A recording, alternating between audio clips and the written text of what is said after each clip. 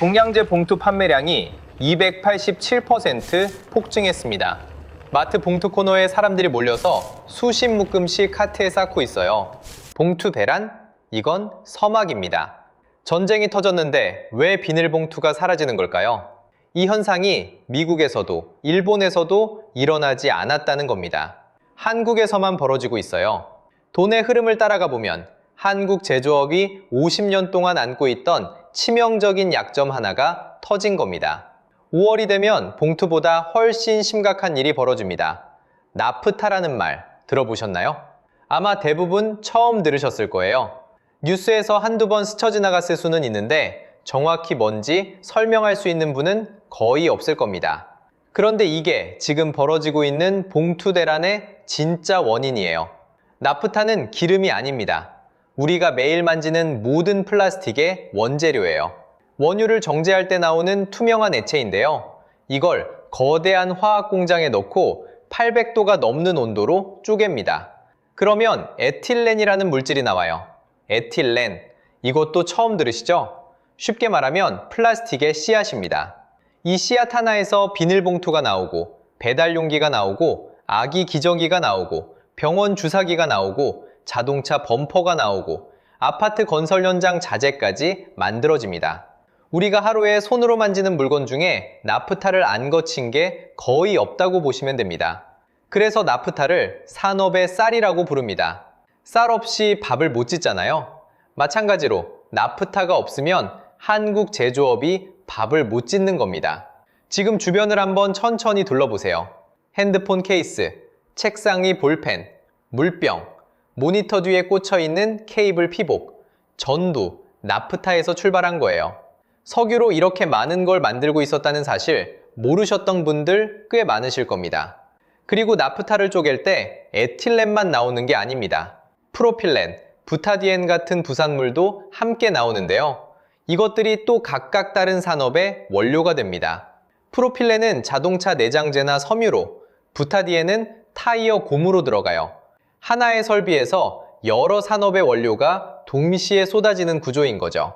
그래서 이 설비가 멈추면 플라스틱만 문제가 아니라 자동차, 타이어, 섬유, 건설까지 줄줄이 영향을 받게 됩니다.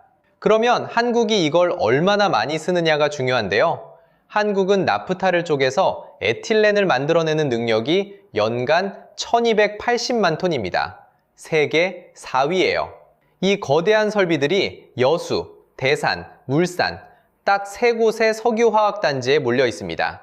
철강, 석유화학, 자동차, 반도체, 조선, 한국의 주력 산업이 전부 이 3곳의 나프타 밸류체인 위에 올라가 있는 겁니다. 여기가 멈추면 한국 산업 전체의 피가 돌지 않는 구조예요. 여기서 한 발짝 물러서서 생각해보면 좀 무섭습니다. 비닐봉투 한 장, 배달용기 하나, 병원에서 맞는 주사기 하나까지 전부 나프타라는 원재료 단 하나에 매달려 있다는 뜻이거든요. 나프타 공급이 끊기면 봉투만 사라지는 게 아닙니다. 공장이 멈추고 물건이 사라지고 남아있는 물건의 가격이 뜹니다. 우리 일상 전체가 흔들리는 거예요. 그런데 이 나프타가 한국에 들어오는 길이 딱 하나뿐이었습니다. 한국이 쓰는 나프타의 77%가 중동에서 옵니다. 그리고 그 중동산 나프타의 절반 이상, 정확히 54%가 호르무즈 해협이라는 바닷길 하나를 통과해서 들어옵니다. 이 해협의 가장 좁은 구간이 33km예요. 서울에서 수원까지 거리도 안 되는 좁은 바다인 겁니다. 비유하자면 이런 겁니다. 엔진에 연료를 공급하는 호스가 딱 하나인데 그 호스가 33km짜리 좁은 틈 사이를 지나고 있는 구조인 거죠. 호스가 하나뿐이라는 것도 문제인데 그 하나마저 세계에서 가장 불안정한 지역 한가운데를 관통하고 있는 겁니다. 2월 28일 미국과 이스라엘이 이란을 합동 공격했습니다. 이란이 보복에 나섰고 호르무즈 해협은 사실상 봉쇄됐습니다. 원래 하루에 135척이 지나가던 바닷길인데 공격 이후 4척에서 많아야 10척으로 줄었어요. 70% 이상이 막혀버린 겁니다. 중소기업들은 중동 나프타 의존도가 80%가 넘거든요. 이 기업들한테는 원재료 공급이 거의 끊긴 거나 마찬가지인 상황이 된 겁니다. 전쟁이 터지고 5주 넘게 이 상태가 이어졌습니다. 그러자 나프타 가격이 움직이기 시작합니다. 숫자를 한번 따라가 보겠습니다. 전쟁 직전에 톤당 600달러대 중반이었던 가격이 열흘 만에 777달러까지 뛰었습니다. 26% 급등이에요. 여기서 멈추면 좋았을 텐데 한 달이 지나자 톤당 톤 18달러에서 1197달러까지 치솟습니다. 전쟁 전과 비교하면 80%에서 100% 폭등한 겁니다. 한 달 만에 가격이 거의 2배가 된 거예요. 우리 돈으로 환산해보면 더 실감이 납니다. 한국물가협회 기준으로 나프타 리터당 가격이 1월에 585원이었는데 3월 말에는 1,056원까지 올랐습니다. 80% 넘게 뛴 거예요. 4월 8일에 휴전합의가 나왔습니다. 보통이라면 여기서 한숨 돌릴 수 있어야 하잖아요. 그런데 상황이 나아지지 않았어요. 휴전이 됐는데도 해협 통항량은 평시 대비 10%도 안 됩니다. 이란이 하루 통과 선박을 12척으로 제한하고 거기에 통행료까지 부과하겠다고 중재국에 통보한 거죠. 한국 선박 26척은 아직도 해협 안에 묶여 있는 상태입니다. 휴전이라는 이름이 무색할 정도로 바닷길은 여전히 닫혀 있는 겁니다. 그러면 다른 길로 가져오면 되지 않느냐고 하실 수 있어요. 실제로 시도하고 있습니다. 호르무즈를 피해 아프리카 남단 희망봉을 돌아오는 우회 항로를 가동하고 있는데요. 문제는 이 길로 가면 운송기간이 2주 이상 추가로 걸립니다. 가격도 더 비싸지고요. LG화학이 러시아산 나프타 27,000톤을 확보해서 3월 말에 대산단지로 들여오기도 했지만 이건 미국의 대러시아 제재를 한시적으로 풀어줘서 가능했던 거라 추가 수입은 난항입니다. 대체 공급선을 찾고 있지만 당자는 구멍을 메우기엔 턱없이 부족한 상황이에요. 33km짜리 좁은 틈 하나에 한국 제조업에 숨통이 걸려 있었습니다. 그리고 그 틈이 막혔습니다. 호스가 막히니까 공장이 멈추기 시작합니다. 3월 6일 여천 NCC가 국내 최초로 불가항력을 선언합니다. 에틸렌 228만 5천 톤, 국내 최대 설비가 100기를 든 겁니다. 17일 뒤 LG화학 여수 2공장 완전 중단. 연매출 2조 4,885억 원짜리 공장이 멈췄습니다. 나흘 뒤 롯데케미칼 여수까지 전면 중단. NCC 가동률이 60%대로 떨어졌습니다. 대기업이 멈추면 끝이 아닙니다. 안산의 플라스틱 공장은 하루 생산량 60톤에서 30톤으로 반토막 났고 중소기업 피해 접수는 529건까지 불어났습니다. 밤잠을 잘 못 자고 있습니다. 공장주의 말입니다. 이건 공장 얘기입니다. 여러분의 장바구니는요? 종량제 봉투 판매량 287% 폭증, 배달 용기 26,000원에서 67,000원, 157% 인상, 위생장갑 146%, 비닐봉투 113% 상승, 매일 쓰는 물건이 2배, 3배가 되고 있습니다. 그리고 이건 아직 4월 얘기입니다. 5월이 되면 진짜 소름 돋는 일이 벌어집니다. 병원 주사기와 수액 세트 재고가 1개월분밖에 안 남았습니다. 정부가 6개 의료용품을 긴급 관리 품목으로 지정했어요. 콘크리트 혼화재는 한 달 새 80% 넘게 올라 광주시 도로공사 15건이 중단됐습니다. 그리고 지금 기저귀와 생리대까지 사재기가 시작되고 있습니다. 그런데 여기서 한 가지 이상한 점이 있습니다. 잠깐 집중해 주세요. 이란 전쟁은 전 세계에 터졌잖아요. 그런데 공장이 멈추고 봉투가 사라지는 건 한국에서만 벌어지고 있습니다. 미국은 멀쩡해요. 일본도, 유럽도 이 정도는 아닙니다. 왜 한국만 이 지경인 걸까요?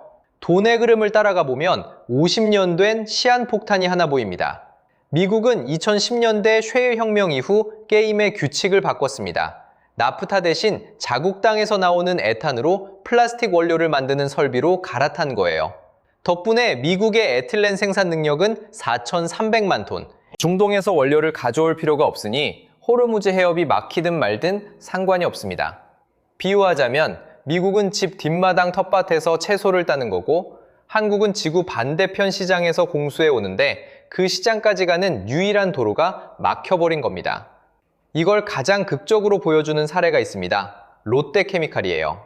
이 회사가 미국 루이지애나에 에탄 크래커를 갖고 있거든요. 축구장 152개 크기에 31억 달러를 투자한 거대한 시설입니다.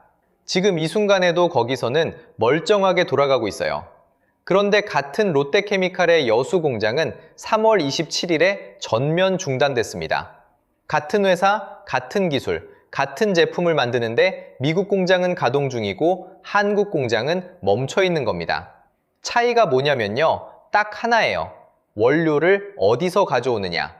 그러면 한국도 에탄으로 바꾸면 되지 않느냐? 못 바꿉니다. 이유가 세 가지예요.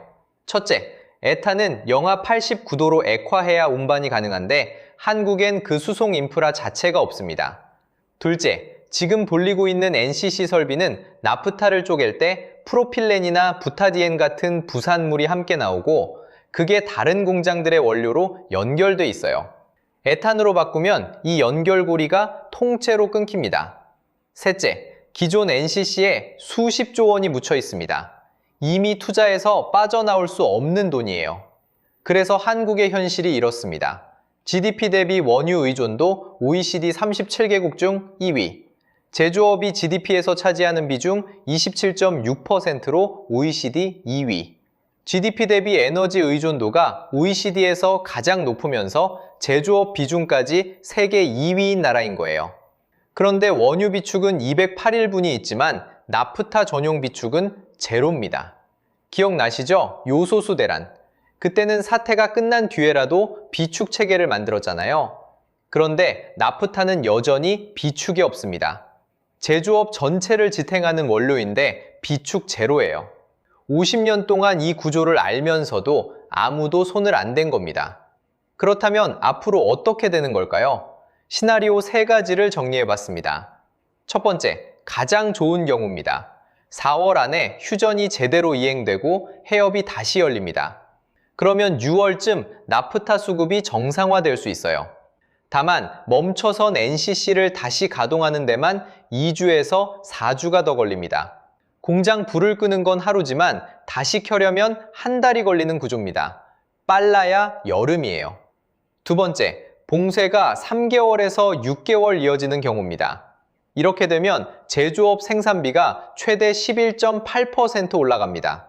그 비용은 하반기에 고스란히 소비자 물가로 전가돼요. CT 분석에 따르면 소비자 물가 상승률이 0.6%포인트 추가로 뛸 수 있습니다.